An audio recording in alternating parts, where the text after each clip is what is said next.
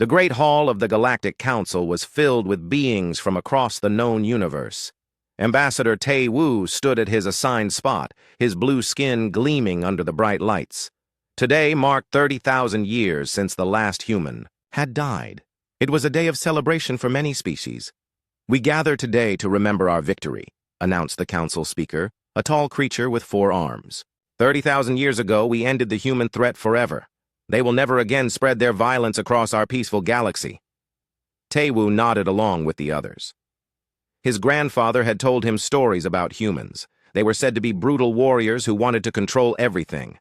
The old stories painted them as monsters who killed without mercy. But those were just stories now. Humans were gone, dead, extinct. General Hyun Ki, a massive warrior from the Vorthok Empire, stepped forward. His red armor caught the light as he spoke. "My ancestors fought the final battle against the humans. We destroyed their last ships. We burned their final colonies. Not one human escaped our justice." The crowd cheered. Many species had lost family members to human attacks, or so the history books said. The humans had been the greatest threat the galaxy had ever known. Their extinction was seen as the galaxy's greatest victory. Dr. So-young sat in the back, quietly, taking notes. She was a scientist who studied dead civilizations. Something about the human records had always bothered her. The numbers didn't add up properly. The final battles seemed too easy. But whenever she mentioned her concerns, others told her she was overthinking things. As the celebration continued, alarms suddenly began to sound throughout the hall. Red lights flashed on the walls. The massive doors burst open as security guards rushed in. "Sir," one guard called to the speaker, "we have a problem. Something is happening at the edge of our space." The speaker's 4 arms waved in confusion. "What kind of problem?" "Unknown energy readings, sir. Very strong ones. And there's something else." The guard looked nervous. "The old human ruins on Earth have started sending signals." The hall fell silent. Earth had been turned into a museum. World after the humans died. It was kept as a reminder of the threat they once posed. Nothing there had worked for 30,000 years. "That's impossible," General Hyun Ki growled. "All human technology was destroyed. I've seen the reports myself." Dr. So-young stood up from her seat. Her heart was beating fast. "What kind of signals?" she asked. The guard looked at his device. "We don't know. They're on frequencies we've never seen before. But they're definitely artificial. Someone is sending them." "Show us," the speaker commanded. Large screens appeared in the air above the crowd. They showed the space around their galaxy. At first, everything looked normal. Then the view changed, to show the edge of known space. There, floating in the darkness, was something that made everyone gasp. It was a ship.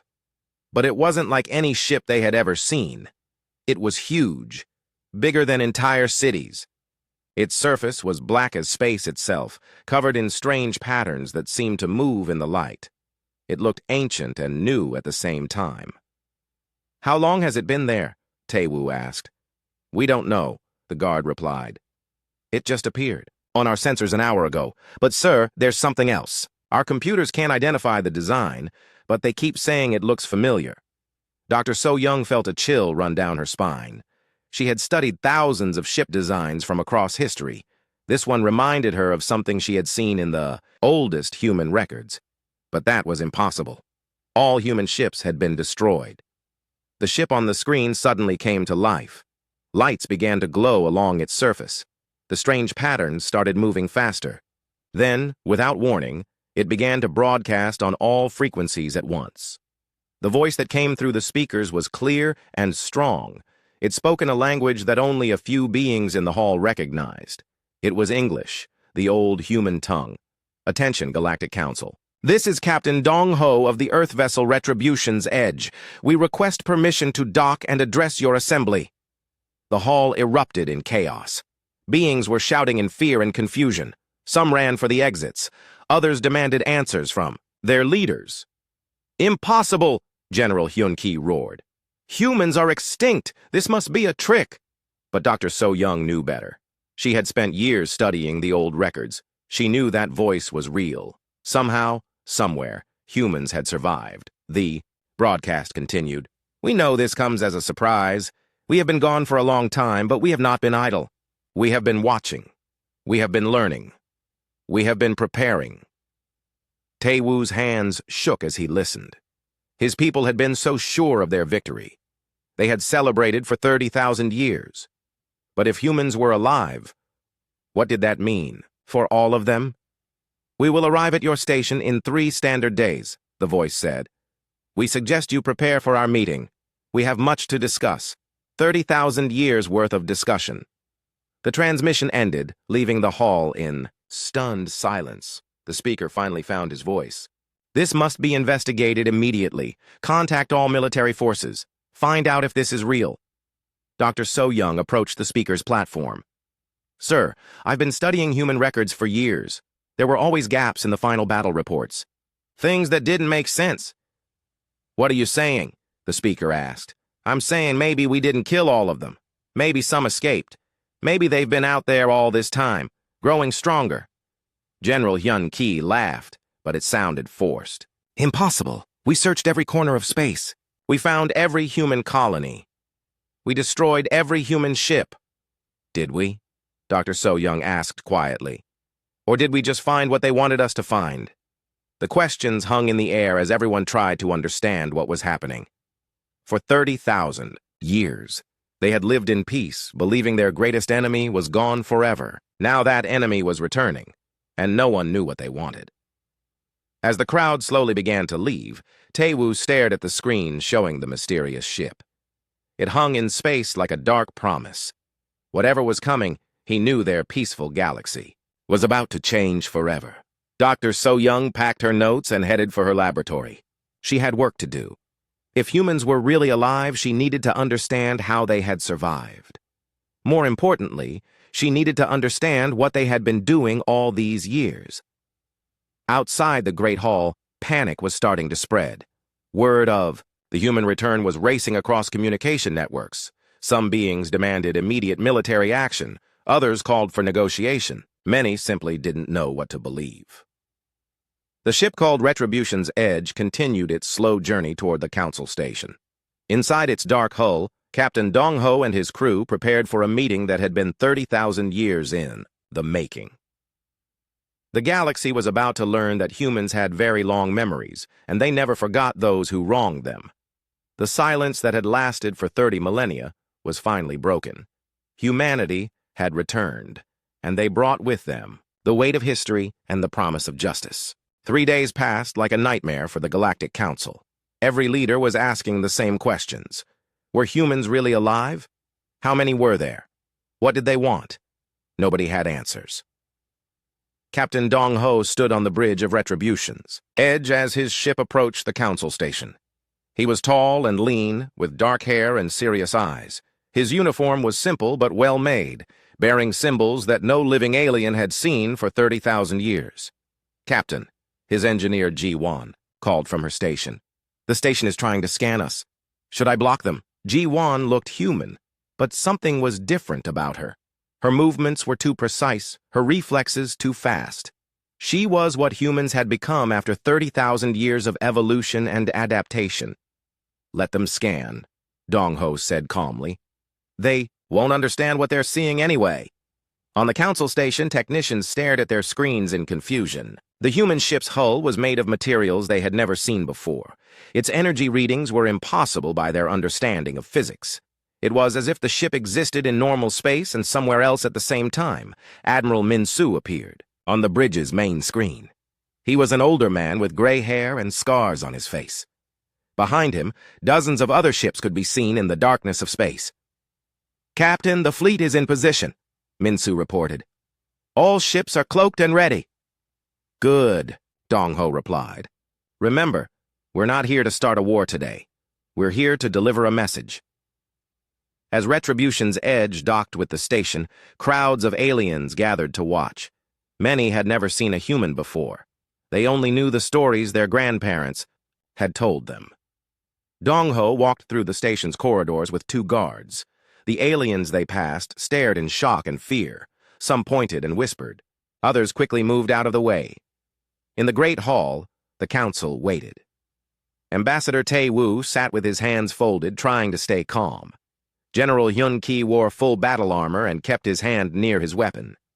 Dr. So-young watched everything, with scientific curiosity. When Dong-ho entered the hall, the room fell silent. He walked with confidence to the center of the floor. His guards stayed by the doors. "Honored Council," Dong-ho began, speaking perfect galactic standard. "I bring greetings from the Human Federation. We apologize for our long absence." "Absence?" General Hyun-ki stood up angrily. "You were extinct. We made sure of that." Dong-ho smiled, but there was no warmth in it. "Extinct? Is that what you told yourselves? How convenient." He activated a device on his wrist. Holographic images filled the air above the crowd. They showed events from 30,000 years ago. The final human evacuation, ships disappearing into unknown space, children being carried away by their parents as their worlds burned. "You destroyed our colonies," Dong-ho said. "You burned our cities. You hunted us across the galaxy. But you made one mistake. You assumed that when you couldn't find us anymore, we were dead." The images changed to show vast ships moving through empty space. Humans working in zero gravity, building new homes in the darkness between stars. Children being born far from any sun. "We didn't die," Dong-ho continued. "We adapted. We learned. We grew strong in places you never thought to look." Dr. So-young leaned forward in her seat. "Where did you go?" "Dark space," Dong-ho replied. "The empty regions between galaxies, places where your sensors couldn't reach. We built our new civilization in the void itself." The hologram showed massive structures floating in the darkness, cities that spanned thousands of kilometers, factories that could build entire fleets, worlds that existed without stars, powered by technologies the Council couldn't understand. "Impossible," Tae-woo whispered. "Nothing can survive in dark space. Nothing you know about," Ji-won said, speaking for the first time. "But we are not what we once were. 30,000 years changes a species. 30,000 years of necessity makes evolution move very fast." General Hyun-ki drew his weapon. "I don't care what you've become, you're still our enemies." Before he could aim, Ji-won moved. She crossed the room faster than eyes could follow and took the weapon from his hand. She was back at Dong-ho's side before anyone could react. "We are no longer the humans you remember," Dong-ho said calmly. "We are something new, something you helped create with your hatred." The speaker finally found his voice. "What do you want? From us?" "Justice," Dong-ho replied simply. "For 30,000 years we have watched your civilization from the shadows. We have seen your art, your science, your growth. We have also remembered your crimes." New images appeared in the air. They showed the Council's attacks on human colonies, the murder of human families, the destruction of human art and culture. Every atrocity was documented in perfect detail. "We never forgot," Dong-ho said. "We never forgave, and we never stopped planning for this day." "You want revenge?" Tae-woo asked. "We want what was taken from us," Dong-ho replied. "Our worlds, our place in the galaxy, our right to exist." Dr. So-young stood up. "How many of you are there?" Dong-ho touched his device again. The images changed to show the current human population. Vast cities in dark space, millions of ships. "Billions of people. More than you killed," he said. "Many more." General Hyun-ki tried to grab another weapon, but his own guards stopped him. They had seen how fast the human woman moved. 30,000 years ago," Dong-ho continued, "you thought you had won a great victory. You celebrated. You built monuments. You told stories of your heroism. But we were still alive. We were watching. We were learning everything about you." "Learning what?" the speaker asked. "Your weaknesses, your fears, your military capabilities, your political structures, everything." Dong-ho's smile was cold. "Did you really think we would waste 30,000 years of exile?" The hall erupted in frightened voices. Some council members demanded military action. Others called for negotiation. Many just sat in shock. Dong-ho raised his hand for silence. "We are not here to destroy you today. We are here to give you a choice. Return what you stole from us and accept justice for your crimes, or face the consequences of 30,000 years of human anger." And if we refuse? General Hyun-ki growled. Admiral Min-soo's face appeared on the main screen again. Behind him, hundreds of human ships uncloaked around the station. They had been there all along, invisible and waiting. Then you will learn why humans survived when— You thought we couldn't, Dong-ho said. You will learn what we became in the darkness. You will learn why it was a mistake to leave even one human alive. The council stared at the ships surrounding them. Each one was larger and more advanced than anything in their fleets. The humans had not just survived. They had grown into something beyond the council's understanding. How long do we have to decide? Tae-woo asked quietly. You have already had 30,000 years to think about your crimes, Dong-ho replied. We will give you 7 days to respond. After that, we will take what is ours by force.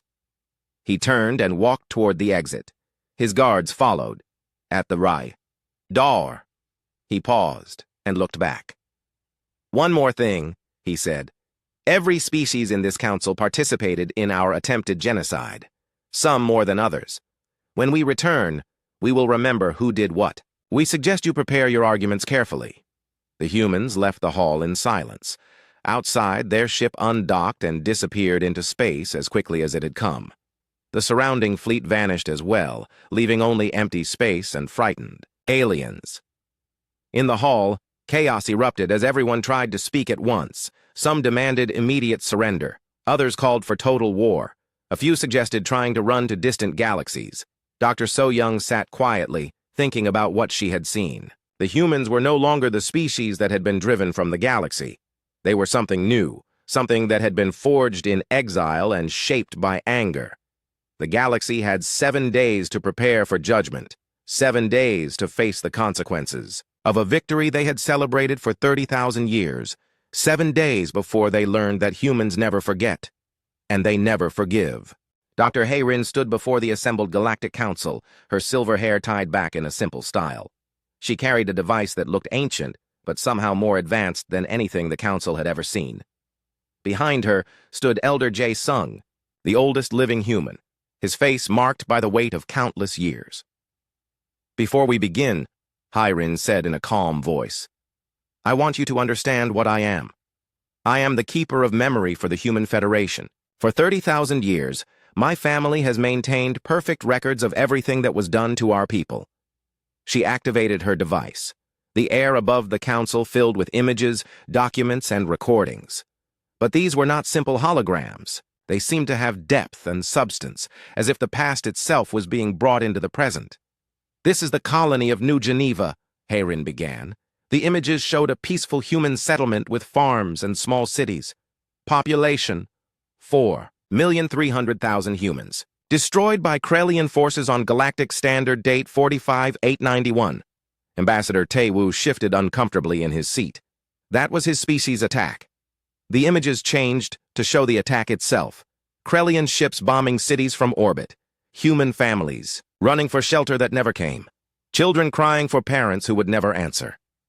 According to your official records, Hayrin continued, New Geneva was a military base that threatened galactic peace. Would you like to see what it really was?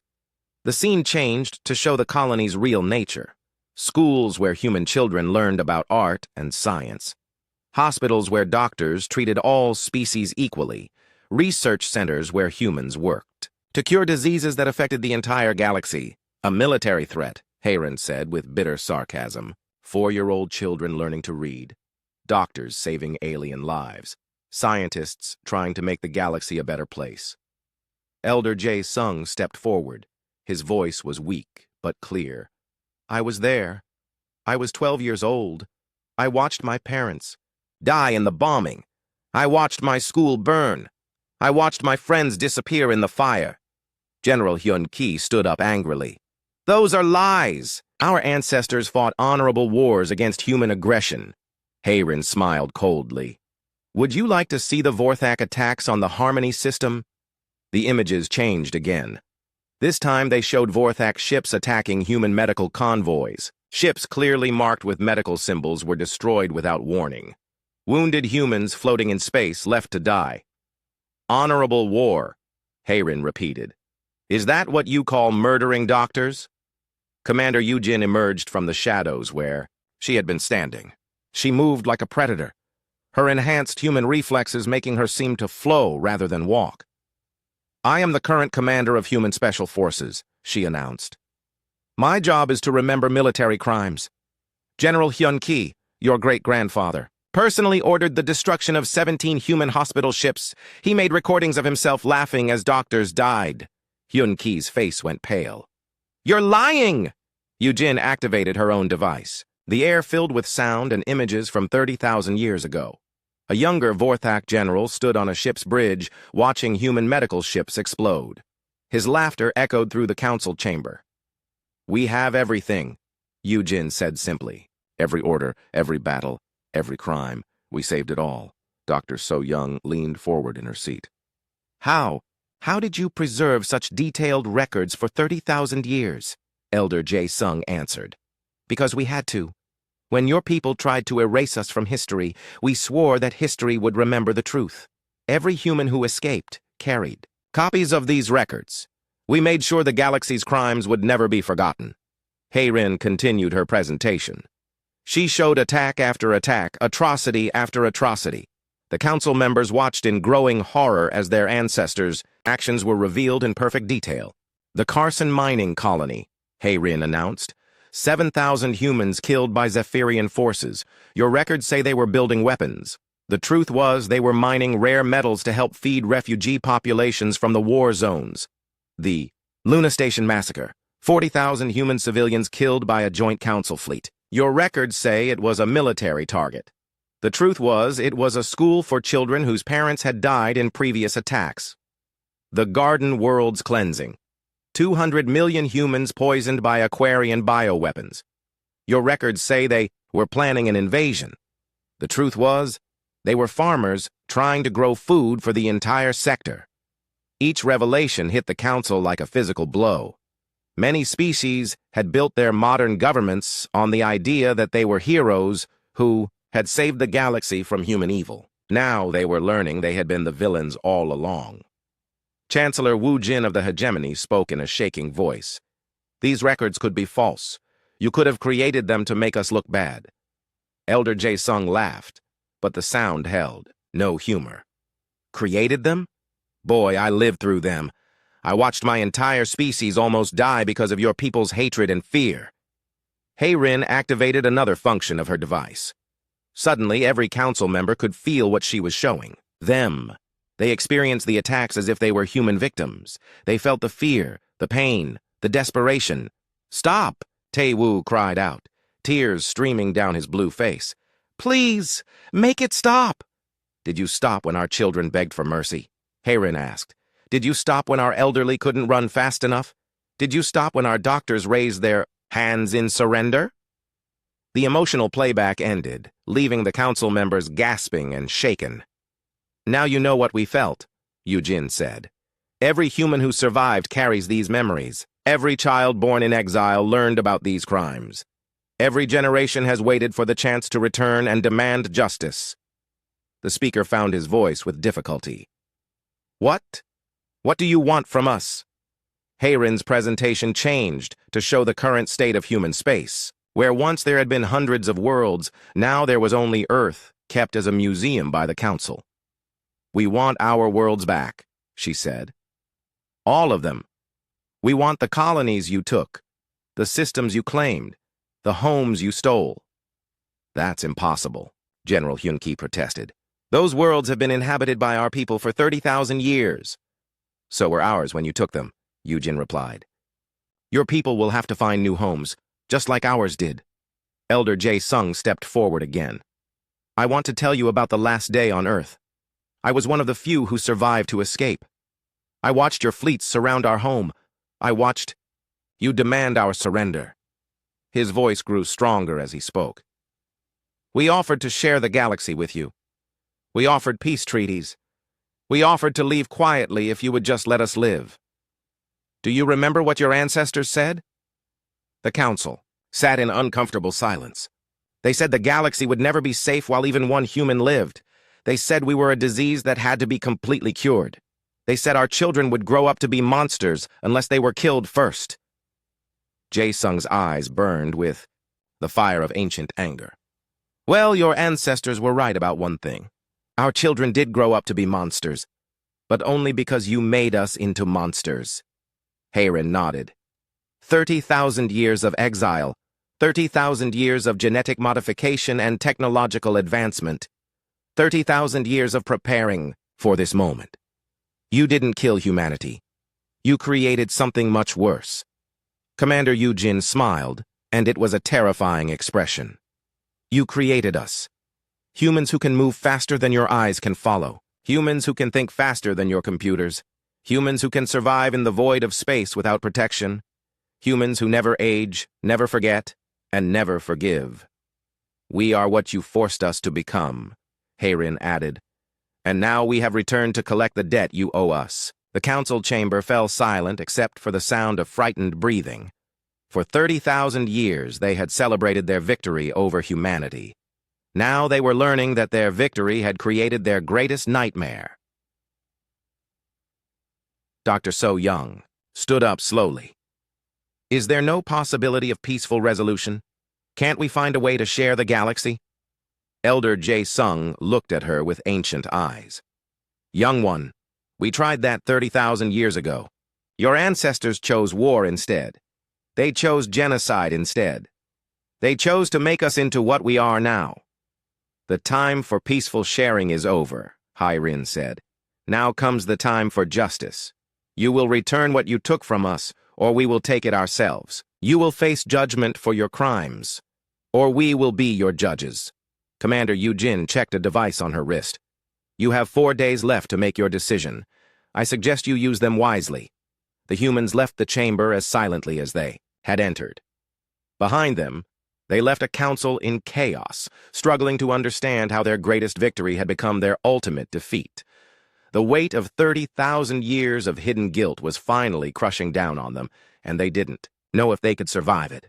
Admiral Bo-Ra stood on the bridge of the human flagship Eternal Vengeance, watching as hundreds of ships materialized around key council worlds. Each vessel was larger than anything the aliens had ever built, their dark hulls seeming to absorb light itself. All fleets report ready, Admiral, her tactical officer reported. Bo-Ra nodded. She was a woman who had been born in the void between stars, trained from childhood for this moment. Like all humans of her generation, she had never seen the worlds of their ancestors, but she knew every detail of them from the sacred records. On the council station, Ambassador Sung Ho walked calmly through corridors filled with panicking aliens. His guards moved beside him like shadows, their enhanced abilities making them seem more like forces of nature than people. In the Great Hall, the council had been in emergency session for 3 days. Some species wanted to surrender immediately. Others demanded they fight to the death rather than submit to human justice. The Krellian Empire refuses to bow to human demands, Ambassador Tae-Woo announced, though his voice shook as he spoke. We will not abandon our worlds to satisfy human revenge. Chancellor Wu Jin of the hegemony stood up. My people agree. We have lived on these worlds for 30,000 years. They are ours now by right of occupation. General Hyun Ki slammed his fist on his desk. The Vorthak will never surrender to humans. We defeated you once, we can do it again. Dr. So Young watched the proceedings with growing dread. She had spent days studying the human technology demonstrated in their previous visits.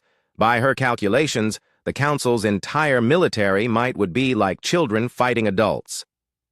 Ambassador Sung Ho entered the hall as the debates continued. He walked to the center of the floor and waited patiently for silence.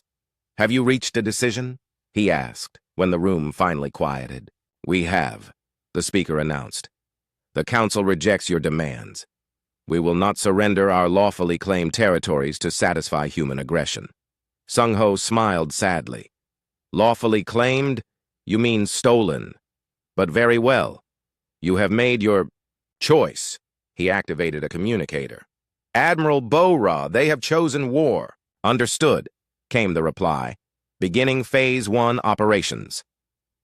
Around the galaxy, human fleets that had been hidden in dark space for decades suddenly appeared.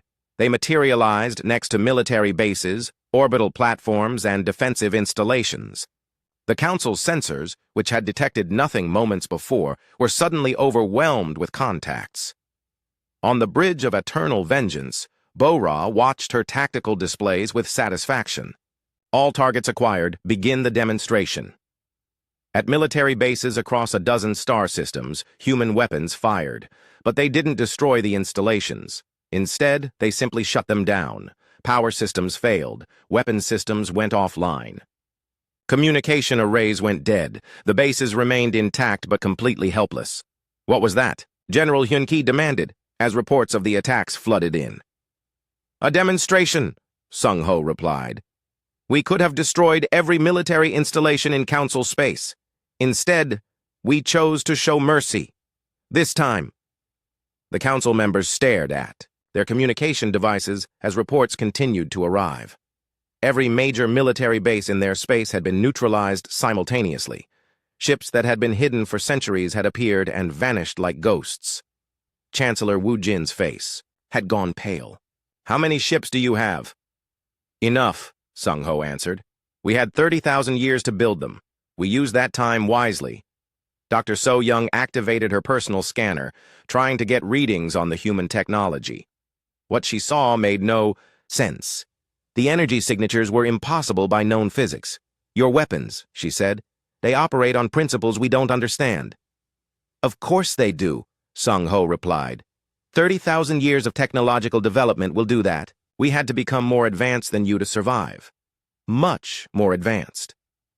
On worlds throughout the galaxy, people were beginning to realize that humans were among them. Maintenance workers who had labored for decades without notice suddenly revealed themselves. Government officials who had worked in council administrations for years announced their true nature. Teachers who had educated alien children admitted they were human agents. Impossible, Tae-woo whispered as reports came in from his homeworld.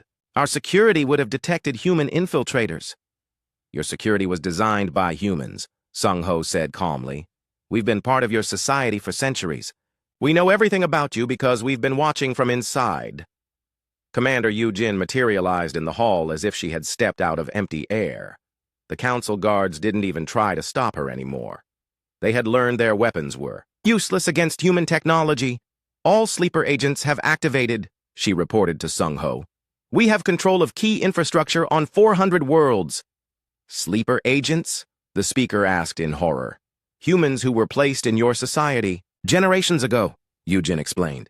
People whose grandparents were sent to watch and wait. They lived normal lives, had families, contributed to your communities. Until today. General Hyun-ki jumped to his feet.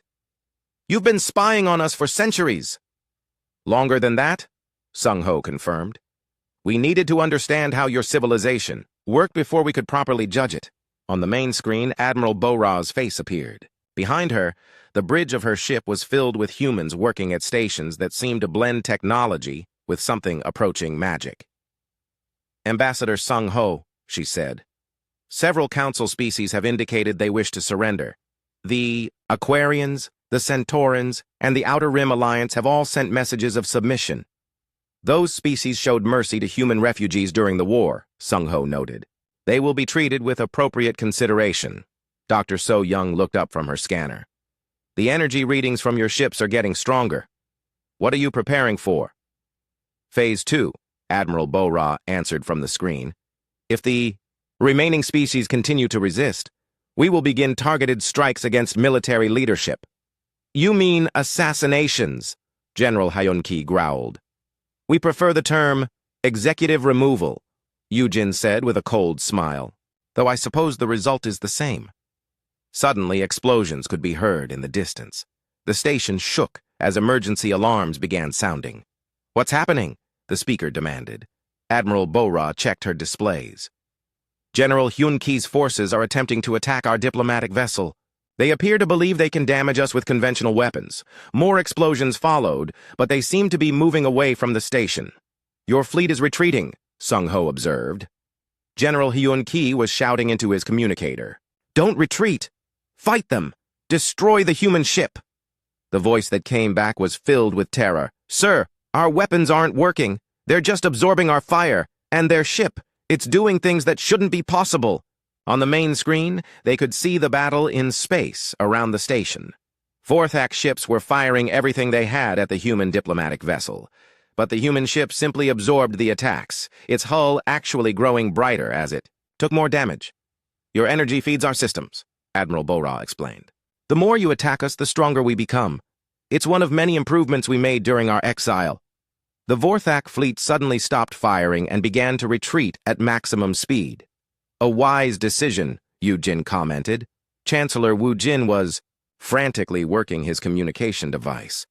"My homeworld reports that all military installations have gone offline. How is that possible? We have defenses that have protected us for millennia." "Your defenses were good against the technology you knew about," Sung Ho said. "But we are not using technology you know about." Dr. So Young looked up from her readings again. "These energy signatures, they're not just more advanced. They're operating on different principles entirely. It's like you found new laws of physics." "In a way we have," Sung Ho admitted. "When you live in the void between galaxies for 30,000 years, you learn things that planet-bound species never discover. We had to master forces you've never even dreamed of just to survive." The speaker's voice was barely a whisper. "What do you want us to do?" "Surrender," Sung Ho said simply. "Accept justice for your crimes. Return the worlds you stole. Allow us to rebuild what you destroyed." "And if we refuse?" Tae-Woo asked. Admiral Bo-Ra's image leaned forward on the AU screen. "Then you will learn why humans are no longer the species you remember. You will learn what 30,000 years of anger and preparation can create. You will learn that some victories create enemies far worse than the original threat." As if to emphasize her point, more human ships began materializing around the station. Each one was larger than the last, their designs becoming more alien and terrifying. "You have until sunrise on your respective homeworlds to make your final decision," Sung Ho announced. "After that, Phase 3 begins." "What is Phase 3? Dr. So Young asked, though she wasn't sure she wanted to know. Commander Yu Jin smiled, and the expression promised terrible things. "Phase 3 is when we stop being polite." The humans left the hall in silence, leaving behind a council that was finally beginning to understand the true scope of what they faced. Their ancestors' victory had created an enemy beyond their worst nightmares, and now that enemy had returned to collect a debt 30,000 years in the making. Fleet Admiral Nam Gyu stood in the command center of the human war fleet, watching as the final countdown reached 0. Around him, officers who had trained their entire lives for this moment prepared to unleash 30,000 years of accumulated human fury. "All fleets report ready, Admiral," his communications officer announced. Nam Gyu nodded grimly. He was a man who had been born knowing this day would come. Every human of his generation had been raised with one purpose: to reclaim what had been stolen from their people. "Begin Phase 3, he commanded.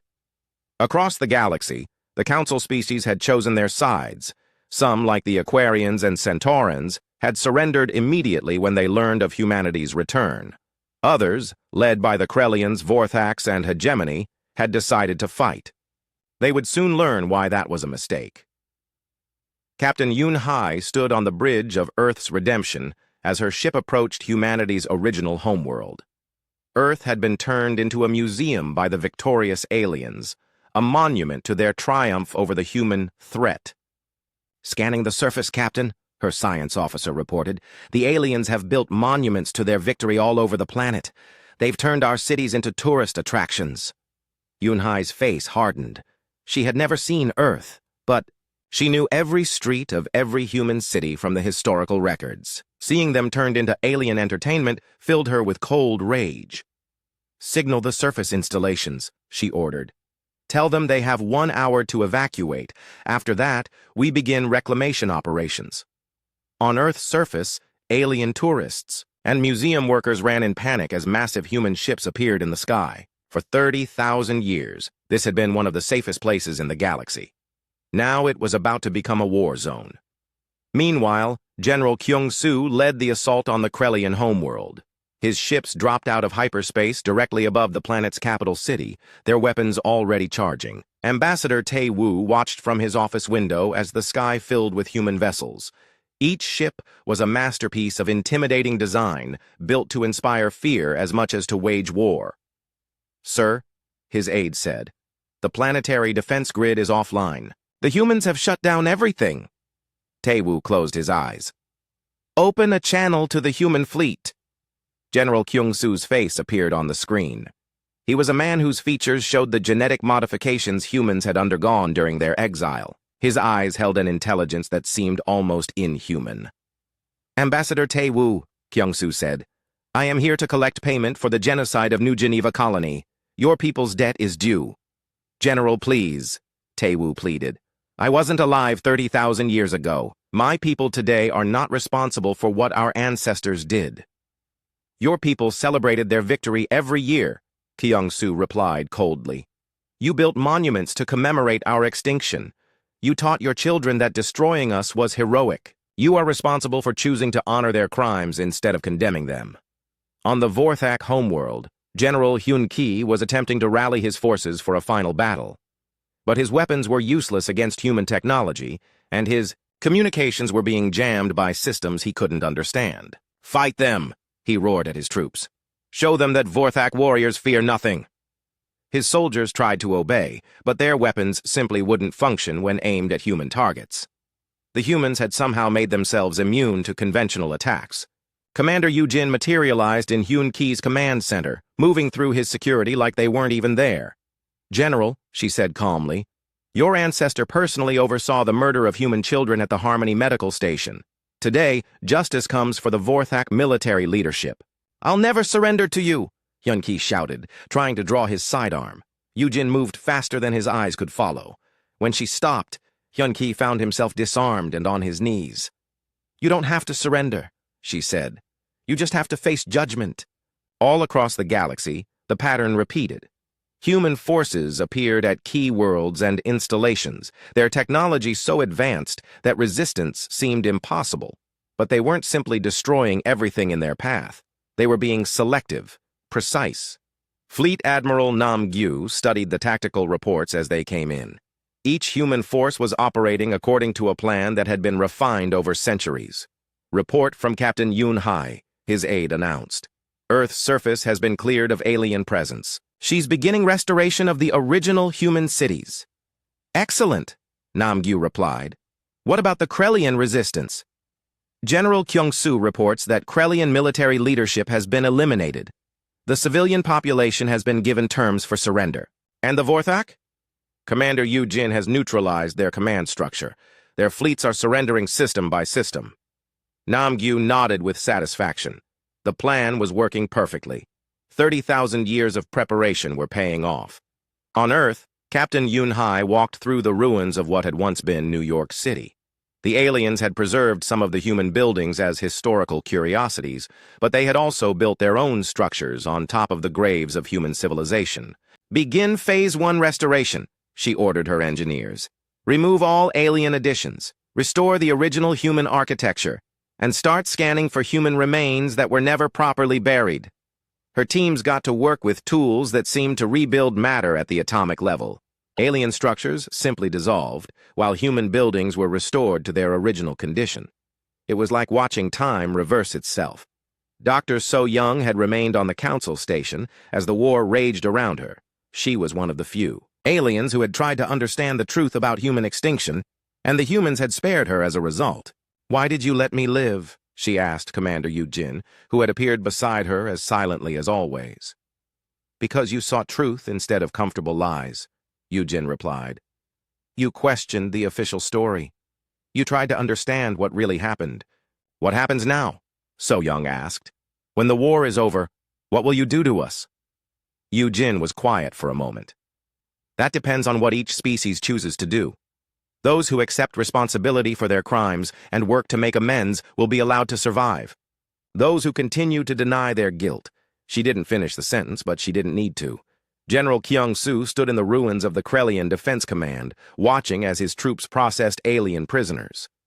But unlike the genocidal campaigns waged against humans, this occupation was following strict rules. No unnecessary killing, he reminded his officers. We are here for justice, not revenge. The civilians who surrender will be protected. Only those who committed crimes or refuse to accept judgment will face execution. It was a distinction their ancestors had never been given. On the hegemony capital world, Chancellor Wu Jin sat in his office as human ships landed in the city outside.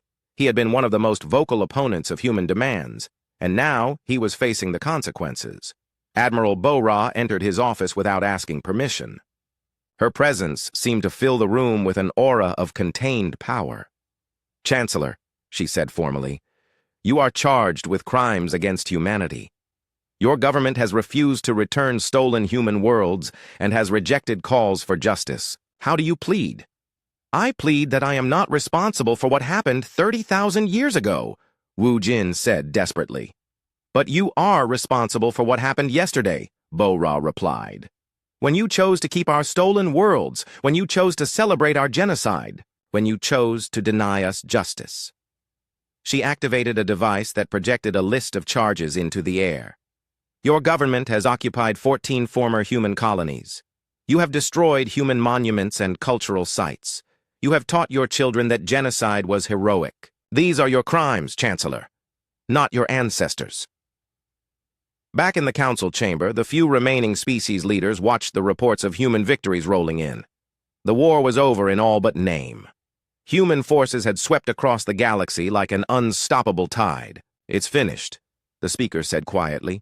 "We can't fight them. We can't hide from them. We can't run from them." "What choice do we have but to surrender?" asked one of the surviving ambassadors. Fleet Admiral Nam Gyu's image appeared on their screens. Behind him, the bridge of his flagship showed the controlled chaos of a successful military operation. "Leaders of the Galactic Council," he announced, "your military forces have been defeated, your governments have been dismantled, your ability to resist has been eliminated." He paused, letting the weight of his words sink in. "However, this war was never about destroying you. It was about justice. Those species and individuals who accept responsibility for their crimes and work to make amends will be allowed to rebuild under human guidance.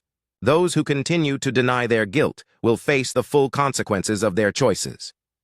"What about our worlds?" the speaker asked. "What about our people?" "Former human colonies will be returned to human control," Nam Gyu replied. "Alien populations living there will be relocated to other worlds. Other systems will remain under your control, but subject to human oversight to ensure no future genocides occur." Dr. So-Young stepped forward. "Admiral, what guarantee do we have that humans won't become the oppressors now?" Nam Gyu's expression softened slightly. "Dr. So-Young, your research into the truth of our extinction saved your life. Continue that work." President Da He stood on the balcony of the restored human capital building on Earth, looking out over a city that was both ancient and new.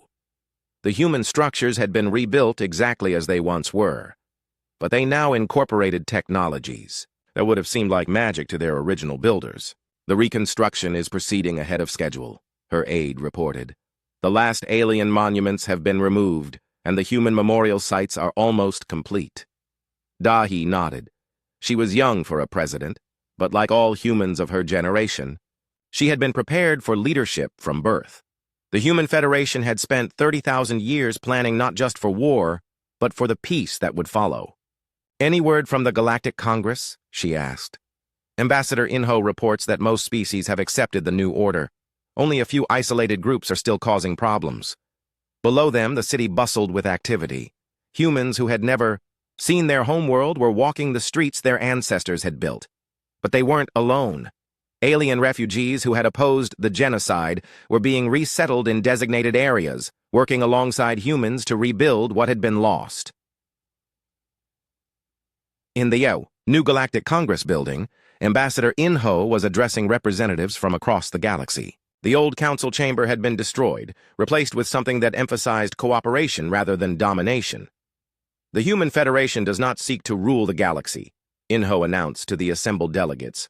"We seek to ensure that what happened to us can never happen to anyone else."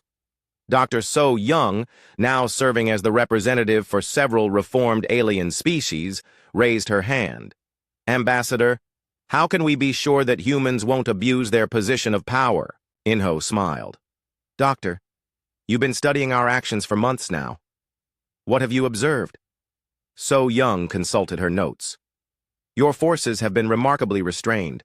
Civilian populations have been protected. Former enemies who accept responsibility have been allowed to maintain their governments. You've actually been more merciful than many of us expected.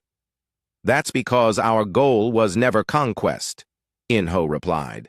It was justice, and justice, properly applied, heals rather than destroys. On the former Krellian homeworld, now renamed New Haven, Ambassador Tae Woo was working with human administrators to resettle his people. The Krellians had been removed from the former human colony they had occupied, but they hadn't been left homeless. The new colony sites are actually better than our old ones, he admitted to his aide. The humans have terraforming technology we never imagined. Captain Ye Jin, the human officer overseeing the resettlement, approached them.